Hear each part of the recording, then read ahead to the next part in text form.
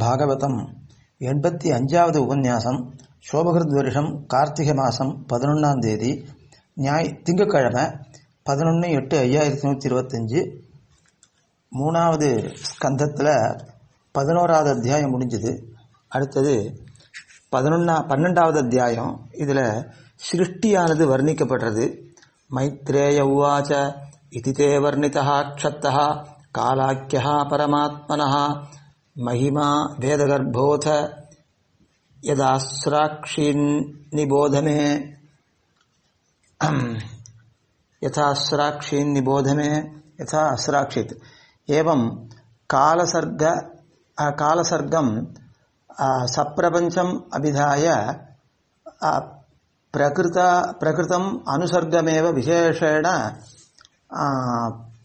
प्रतिपिपादयितुं तमेव अनुसर्गकथनं वृत्तकथनपूर्वकं प्रतिजानीते इति. இப்படி வியாக்கியாத்தா காட்டுறார். என்னன்னா, கால சிருஷ்டியை சொல்லி பிரபஞ்சத்தோட கூட கால சிருஷ்டியை சொல்லி இப்பொழுது பிரகிருதம் எது அப்படின்னு கேட்டால் அனுசர்க்கம்ன்றது காலத்திலே ஆட்பட்ட பதார்த்தங்கள், அவைகளுடைய சிருஷ்டியை சொல்ல ஆரம்பிக்கிறார். ஹே க்ஷத்தஹா, ஏ விதுரே, பரமாத்மாவினுடைய காலமாகிற மகிமை உனக்கு சொல்லப்பட்டது. இனிமேல் வேதகர்ப்பனான பிரம்மா எப்படி சிருஷ்டித்தானோ அந்த பிரகாரத்தை தத் பிரகாரம் வர்ணயமானம் மே மத்தஹா நிபோத ஸ்ருணு, அதை வர்ணிக்கிற என்னிடத்திலிருந்து அதை கேளு.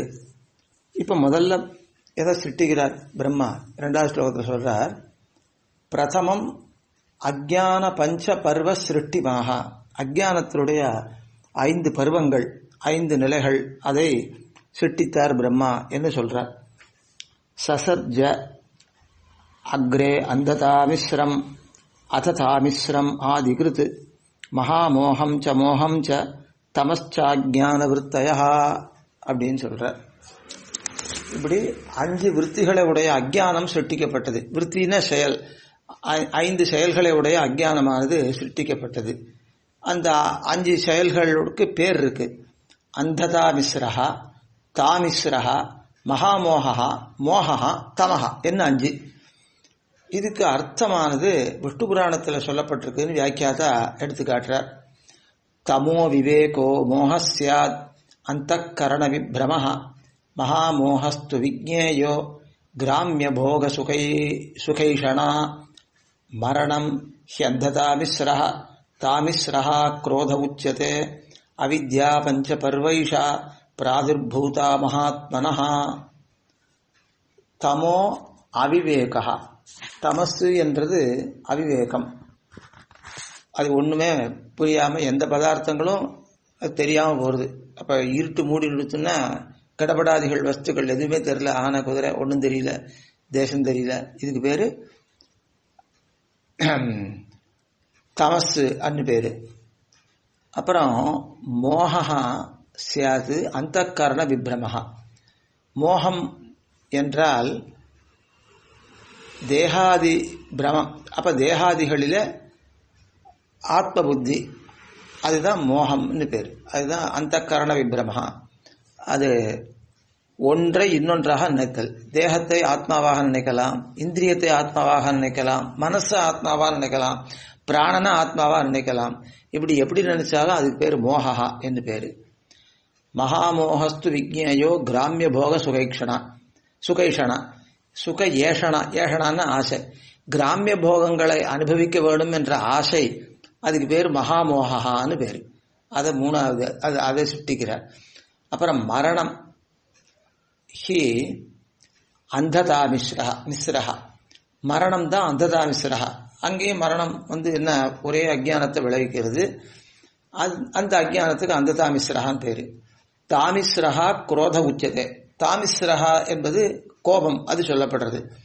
அவித்யா பஞ்சபர்வைஷா பிராதுர்பூதா மகாத்மனா. இந்த 5 பருவங்கள் அதை உடைய, அதாவது 5 நிலைகளை உடைய அவித்யானது அந்த பிரம்மாவிடமிருந்து உண்டாயிற்று அப்படின்னு விஷ்ணு புராணம் சொல்றது. அதுதான் இங்கேயும் காட்டுற.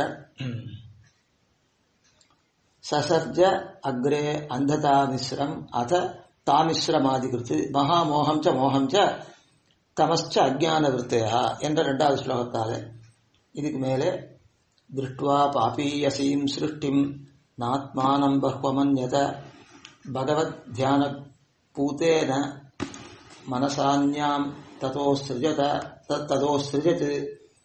இந்த பாவமயமான படைப்பை பார்த்தார் பிரம்மா தானே. அவருக்கே அது மகிழ்ச்சியை கொடுக்கவில்லை. பகவானை தியானித்தார்.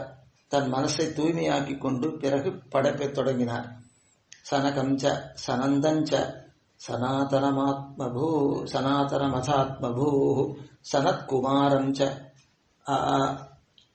முனின் நிஷ்கிரியான் ஊர்தரே தசா. இந்த பிரம்மா அதுக்கு பிறகு சனகர்,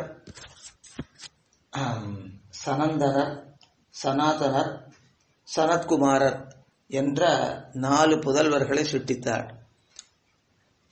ஆத்மபூஹு பிரம்மா சனகாதீன் முனின் சுபாஸ்ரய சம்சீலன பரான். சுபாஸ்ரயமான பகவான் அவர்களையே சிந்திக்கிற சுபாவம் உடையவர்களாய், நிஷ்கிரியான் அப்படின்னா நிவிருத்தி, முனிகள்னு சொல்றதுனால சுபாஸ்ரயத்தையே சிந்திக்கிறவர்கள்.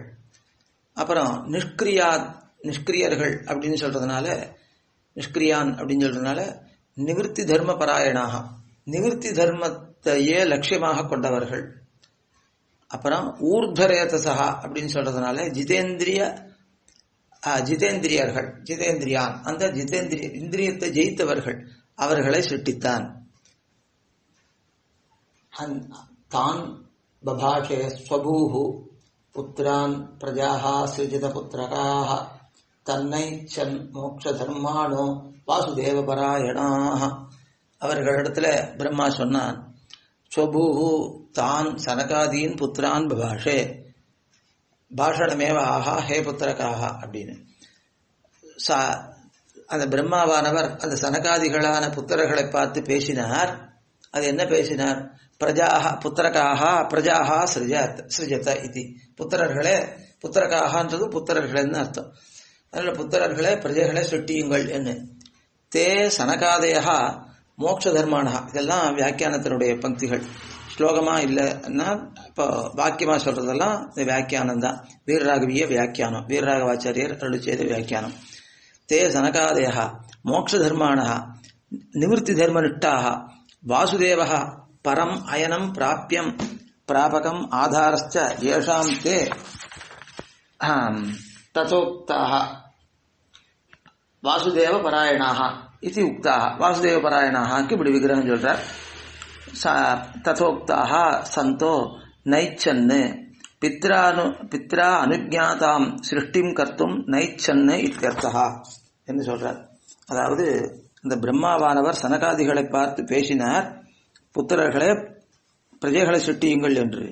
அவர்கள் மோட்ச தர்மத்தை உடையவர்கள், நிவர்த்தி தர்மனிஷ்டர்கள், வாசுதேவனையே பரம பிராபியமாகவும் பிராபகமாகவும் ஆதாரமாகவும் கொண்டவர்கள். அதனால வாசுதேவ பராயணாக, வாசுதேவ பராயணர்கள்.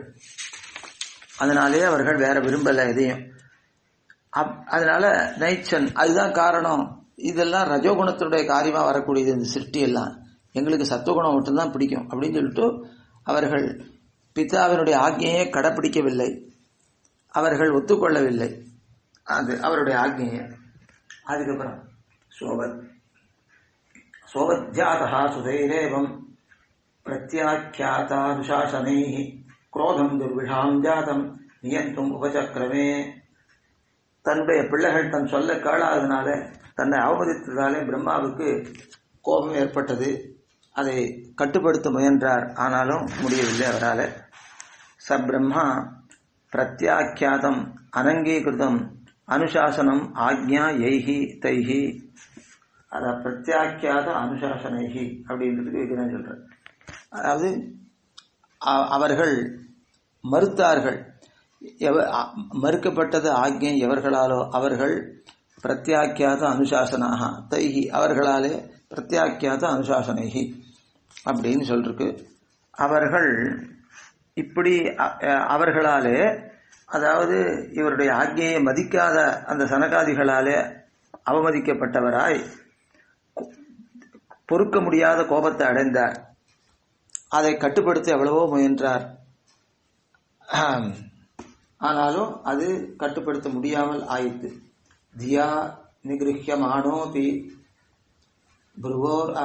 புருவோர் மத்யாத் பிரஜாபதேஹ சத்யோ ஜாயத தன்மன்யு குமாரோ நீலலோகிதா. தன்னுடைய அறிவு கொண்டு எவ்வளவு முயற்சி பண்ணி கோபத்தை அடக்க பார்த்தாலும் அவரால் முடியவில்லை. அந்த கோபம் அவருடைய 2 புருவங்கள் நடுவிலிருந்து கருஞ்சிவப்பு நிறமுள்ள ஒரு புத்திரனாக வடிவெடுத்தது. அது வெளியேறியது. சபைருரோத தேவா நாம் பூர்வஜோ பகவான் பவா நாமானி குருமே தாதா ஸ்தானானி ச ஜகத்குரோ. தேவர்கள் எல்லாருக்கும் முன்னாலே தோன்றினவன் ருத்ரன் பகவான் ருத்ரன். லோகங்களுக்கெல்லாம் தந்தையான பிரம்மதேவரே, எனக்கு பெயர் வையுங்கள், நான் இருப்பதற்கான ஸ்தானங்களை சொல்லுங்கள் என்று அழுதாராம். அவர் ருத்ரன் அழுதான். இதிதஸ்ய வசப்பாத்மோ பகவான் பரிபாலயன் அபியதாத் பத்ரயா வாசா மாரோதி தத் கரோமிதே. தாமரையில பாத்மஹா அப்படின்னா பத்மத்திலிருந்து உண்டான பிரம்மாவானவர் நீலலோகிதனான ருத்ரனுடைய விருப்பத்தை பூர்த்தி செய்ய விரும்பி, குழந்தாய் அழாதே, உனக்கு தேவையானதை செய்கிறேன் என்று பிரீத்தியோட சொன்னார். எதரோதீஹி சுரஸ்ரேஷ்ட சோத்வேக இவ பாலகா ததஸ்துவாம் அபிதாஸ்யந்தி நாம்னா ருத்ரைதி பிரஜாஹ. தேவர்கள்ல சிறந்தவனே, சுரஸ்ரேஷ்டனே, பயந்த சிறு குழந்தையை போல நீ அழுதாய், அதனாலே உன்னை மக்கள் ருத்ரன் என்று அழைப்பார்கள். அதுதான் எது அரோதீஹி, அழுதாய், அதனாலே ருத்ரஹா, அழுதவனாகையாலே ருத்ரன் என்று உன்னை பிரஜைகள் அழைப்பார்கள் என்று சொன்னார். இதோட இந்த 12வது அத்தியாயத்தில் 10 ஸ்லோகம் முடிஞ்சிருக்கு. இதில் 56 ஸ்லோகங்கள் உள்ளன. மேற்கொண்ட விஷயங்களை நாளைக்கு பார்க்கலாம். இத்தோட பாகவதம் 85வது உபன்யாசம் முடிந்தது. ஆழ்வார் திருவடிகளே சரணம், எம்பெருமானார் திருவடிகளே சரணம், ஜீயர் திருவடிகளே சரணம்.